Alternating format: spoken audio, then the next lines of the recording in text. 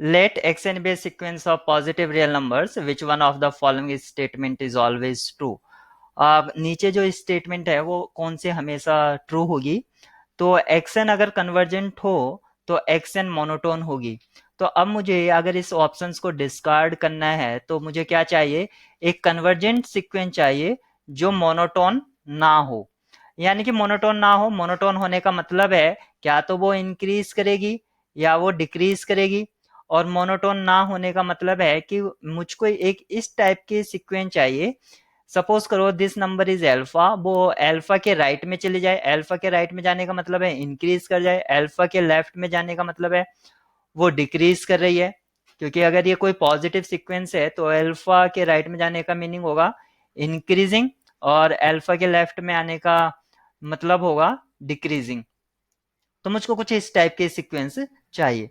तो यानी कि एक टर्म पर वो इंक्रीज हो, एक टर्म पर वो डिक्रीज हो। यानी कि मुझे कुछ निगेटिव और पॉजिटिव चाहिए। तो मैं एक सीक्वेंस बना लेता हूं जो -1 raised to the power n upon n। इस सीक्वेंस की जो फर्स्ट टर्म होगी वो -1 होगी। सेकेंड टर्म क्या होगी, 1/2। ऐसे ही -1/3, +1/4। और मैं जो सीक्वेंस एक्सन लेता हूं, एक्सन में कंसीडर करता हूं alpha plus -1 raised to the power n/n।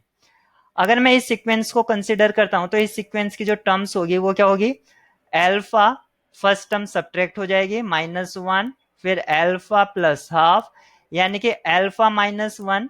तो ये सपोज करो -1 है तो ये अल्फा -1 हो जाएगा। फिर अल्फा प्लस हाफ वो यहां पर आ जाएगी।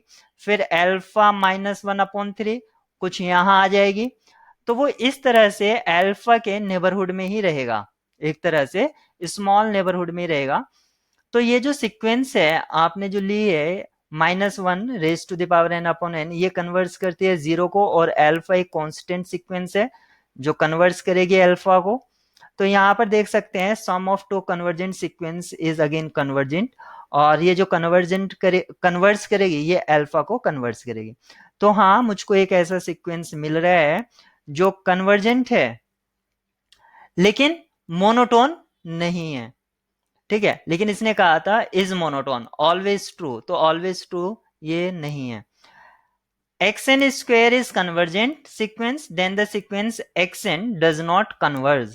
तो अब हमें एक इस तरह का एग्जांपल चाहिए कि xn स्क्वेयर कन्वर्जेंट हो जाए लेकिन xn कन्वर्जेंट ना हो।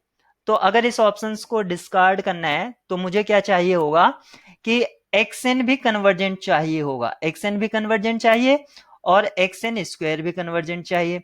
तो ऐसा सीक्वेंस क्या होता है, अगर हम xn कंसिडर कर लें 1/n, ये कन्वर्जेंट होता है, कन्वर्ट्स टू जीरो।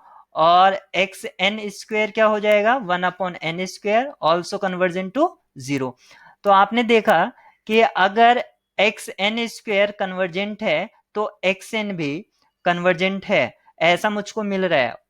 लेकिन यहां पर बोला था नॉट कन्वर्ज, ऑलवेज का है, नॉट ऑलवेज कन्वर्ज, लेकिन हमें एक पर्टिकुलर एग्जांपल मिल रहा है तो इसलिए ये फॉल्स हो जाता है। If the sequence this converges to zero, then the sequence summation xn is convergent। अगर ये sequence mod of xn plus 1 minus xn जो है आपको कन्वर्ज टू जीरो हो जाए, then the series xn is convergent.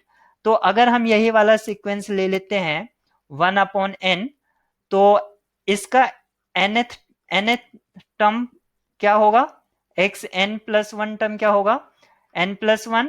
और nth टर्म क्या होगा, 1/n।